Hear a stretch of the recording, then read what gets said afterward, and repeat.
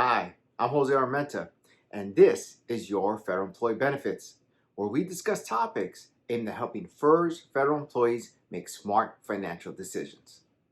Today, we're going to discuss the treatment of annual and sick leave at retirement. So it's going to be a good one.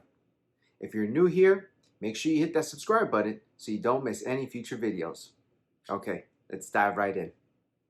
Okay, first, let's cover the treatment of your annual leave.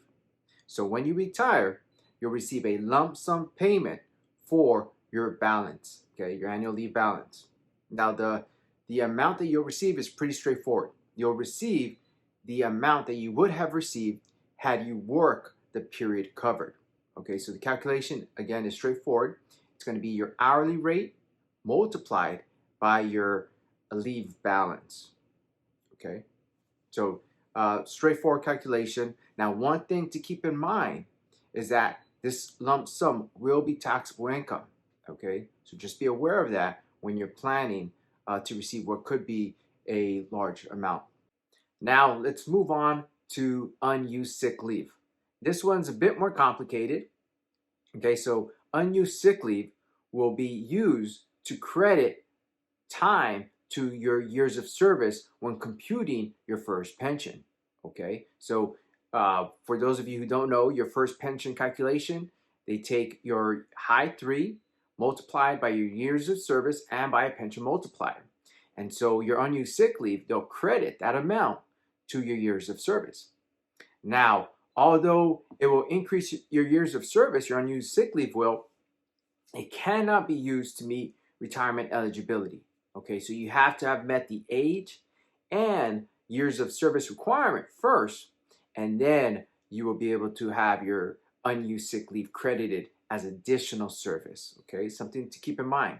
Now, here's the cool thing. Although you cannot use your unused sick leave to meet retirement eligibility, it can be used to meet the eligibility for the 10% bonus. Okay, for those of you who don't know what the 10% bonus is, if you are at least age 62 and have at least 20 years of service, then that pension multiplier they use to calculate your pension, that is increased by 10% from 1 to 1.1%. So that is huge. Okay, who doesn't want a 10% increase in their pension? Okay, now let's look at how OPM converts your unused sick leave to additional service.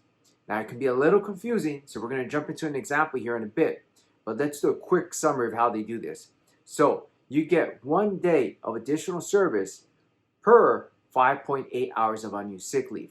Okay, now there's a little variation in there depending on where you are on the conversion chart, which is what OPM uses. They use a conversion chart, and I'm going to include that conversion chart in the link below.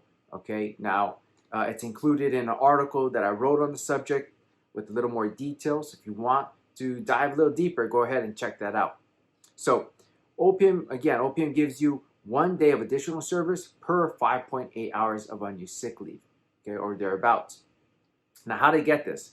So they take the total working hours in a year, so they use 2,087, and they divide by 360. Where do you get that number from? Well, they use 12 30-day months. Okay, so if you have 12 30-day months, it gives you 360. Divide 2,087 by that, and you get the 5.8 rounded up of unused sick leave needed per day of additional service. Okay, yeah, I know it's a little confusing, but let's jump into an example. All right. So, for our example, we have our favorite Fed, Bob. Okay, Bob has 1,000 hours of sick leave.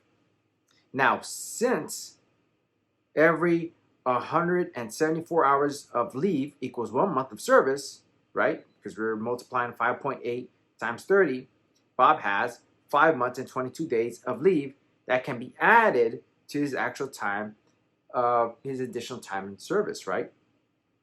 Now, remember that we said the unused sick leave cannot be used to meet retirement eligibility, but it can be used to meet that 10% bonus, okay? And so we're going to see that with Bob, okay? So Bob Here's a breakdown. Bob has a high 3 of 100,000 years of service, 19.7. Okay, 19.7 years of service, and so he's gonna have that 1% multiplier, right? He doesn't have 20 years of service. He's at least 62, but he doesn't have the 20 years needed to get that 10% bonus. Okay, but wait, he has 5 months, right? 5 months of additional service because of that unused sick leave. Okay, so with that 5 months of additional service, he now meets the 20-year requirement for that 1.1% multiplier, right? Now, because of that unused sick leave, his annual pension has increased by $2,300, right? Now his pension has increased by $2,300. While that may not seem like a huge amount over a 30-year retirement, that can be a pretty penny. Knowing how you're going to be compensated for your annual and sick leave can clarify many questions, right? From what leave you're going to use right before retirement to maybe when you decide to retire. Okay, so now you have the information, more information to make those decisions.